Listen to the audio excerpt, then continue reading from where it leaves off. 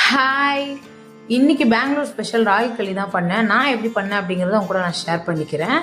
அதுக்கு வந்துட்டு 1 டம்ளர் வந்து மாவு எடுத்துக்கணும். அதுக்கு 2.5 டம்ளர் வந்து தண்ணி எடுத்துக்கிட்டேன். அந்த தண்ணி சூடாகிட்டு இருக்கும்போது 1 டீஸ்பூன் வந்துட்டு நெய்யும் கொஞ்சமாக சால்ட்டும் போட்டு நல்லா கொதிக்க விடணும்.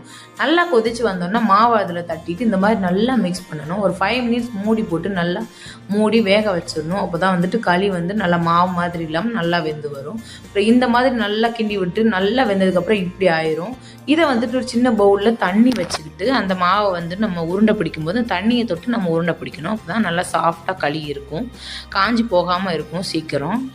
அப்புறம் பிடிச்சி வச்சுட்டு நான் இன்றைக்கி வந்து இது சைட் டிஷ்ஷாக சிக்கன் குழம்பு வைக்கலாம். ஆனால் நான் எனக்கு காராமணி இருந்தது, அதை வச்சு தான் இன்றைக்கி ஒரு கிரேவி பண்ணியிருந்தேன். சோம்பு பட்டை கிராம் போட்டு தாளிச்சிட்டு வெங்காயம் தக்காளி எல்லாம் போட்டு நல்லா வதக்கிட்டு மசாலாவுக்கு வந்துட்டு Kashmiri chilli powder, garam masala, mutton masala, கொஞ்சமாக மஞ்சத்தூள் அவ்வளோதான் போட்டேன். வேறு எந்த மசாலாவும் போடலை.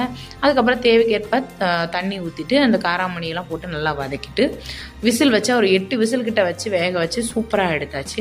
சூப்பராக இருந்துச்சு உண்மையிலே. நான் ஃபர்ஸ்ட் டைம் இப்போ தான் சாப்பிட்டேன். கண்டிப்பாக ட்ரை பண்ணுங்கள், மறந்துடாதீங்க. ட்ரை பண்ணி பார்த்துட்டு எப்படி இருந்துச்சு அப்படின்னு கீழே கமெண்ட் பண்ணுங்கள். வீடியோ பிடிச்சிருந்தால் லைக் பண்ணுங்கள், ஷேர் பண்ணுங்கள், சப்ஸ்கிரைப் பண்ணுங்கள்.